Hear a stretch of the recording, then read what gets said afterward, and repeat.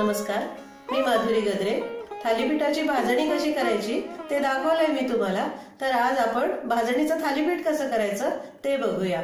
अतिशय पौष्टिक आणि पोटभरीचा पदार्थ आहे हा। तर आता त्याचं साहित्य आणि कृती बघूया। नेहमीप्रमाणे या वाटीच्या मापाने घेतलंय मी साहित्य। ही थालीपीठाची भाजणी आहे। 2 वाट्या घेतली आहे, 150 ग्रॅम आहे। नंतर एक मोठा कांदा चिरून घेतलाय मी, असा चिरायचा बघा, थोडासा जाडसर, अगदी बारीक नको, म्हणजे दाताखाली छान लागेल तो थालीपीठात। नंतर 1 वाटी बारीक चिरलेली कोथिंबीर आहे। हा ओवा घेतलाय अर्धा टीस्पून। नंतर मिरच्या आहेत 3 चिरून घेतल्या, अर्धा टीस्पून तिखट आहे, अर्थात आपल्या आवडीप्रमाणे आपण घेऊ। तीळ आहेत भाजलेले 1 टीस्पून। नंतर हळद आहे पाव टीस्पून, हिंग पाव टीस्पून आहे, मीठ लागेल आपल्याला आणि तेल लागेल। ही भाजणी मी काढून घेतली आहे परातीमध्ये।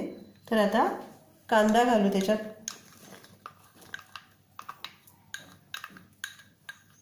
कोथिंबीर घालते,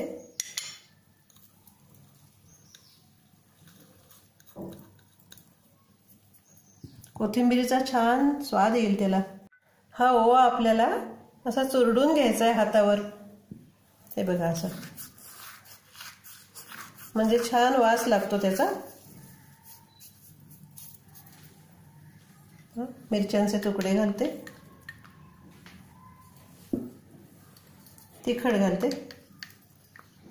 हे थोडं ना तिखटसरच हवं थालीपीठ। भाजलेले तीळ आहे ते घालते, हळद घालते, हिंग घालते, चवीप्रमाणे मीठ घालू।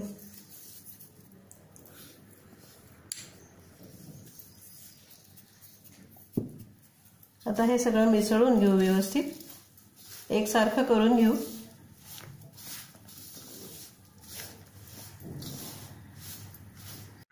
आता यात थोडं थोडं पाणी घालून भिजवून घेऊ आपण हे।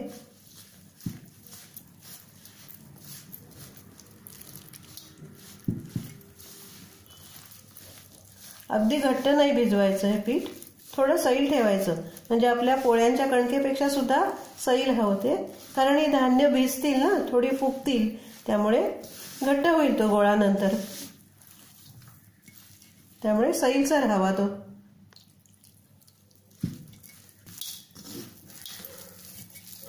हे बघा असं सैलसर भिजलंय हे बघा, असं थोडं सैल हवं। आणि आता थोडासा तेलाचा हात लावू आपण त्याला वरून, असा, आणि हे झाकून ठेवून द्यायचंय आपल्याला अर्धा तास, म्हणजे छान भिजेल ते, मुरेल। हे पीठ भिजवायला मला 1.5 वाटीपेक्षा थोडं कमी पाणी लागलंय। हे बघा असं छान आता भिजलंय पीठ, अर्धा तास झालाय, घट्ट झालंय बघा थोडं।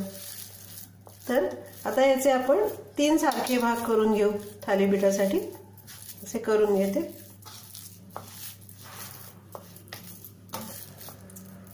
म्हणजे मध्यम आकाराची होतील थालीपीठ।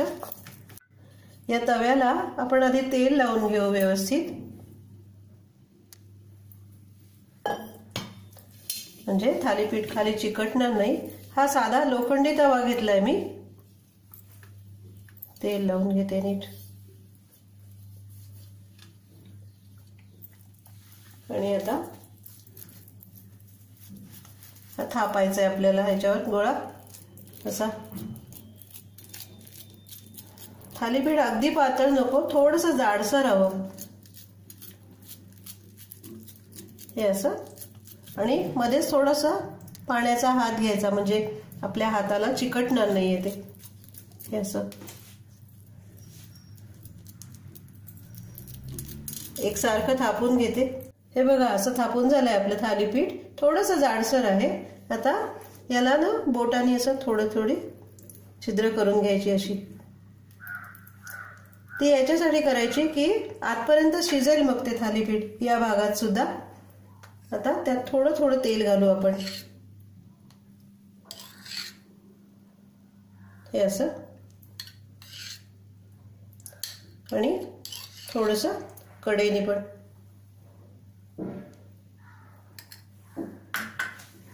हे तयार झाले. आता गॅसवर ठेवते आणि गॅस लावू आपण.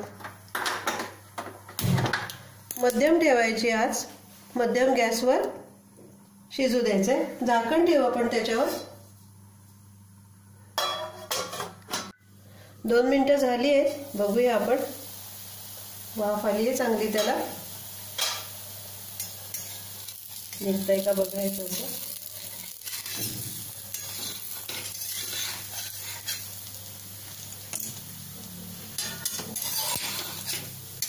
सोडवून घ्यायचं. खाल्लं व्यवस्थित पाहायला हवं, कारण सारखं पलटायचं नाहीये आपल्याला. त्याला थोडंसं होऊ देऊ. आता झाकण ठेवलं नाही तरी चालेल, थोडंसं होऊ देऊ आपण त्याला, एक अर्धा मिनिट.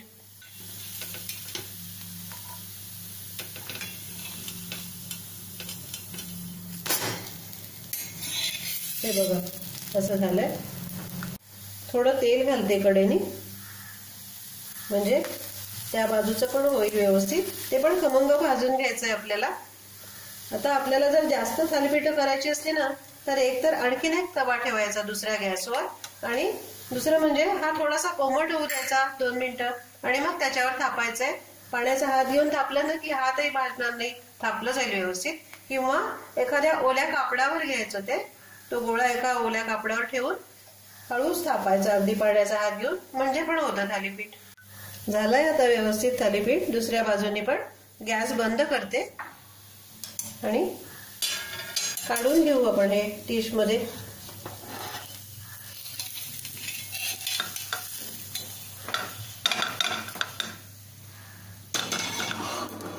अशीच करून घेते बाकीची. असं हे भाजणीचं खमंग थालीपीठ तयार झालंय आपलं. त्याच्याबरोबर मी हे कैरीचं लोणचं घेतलंय आणि दही घेतलंय खायला. थालीपीठ ना लोण्याबरोबर पण खूप छान लागतं. आता थालीपीठ आणि दही भात हा पण एक मेनू होऊ शकतो आपला. तर तुम्ही नक्की करून बघा, आणि आवडलं तर लाईक करा, सबस्क्राईब करा, आणि कमेंट्स पण पाठवा तुमच्या. आणि तुम्ही माझा हा व्हिडिओ बघितला त्याबद्दल धन्यवाद.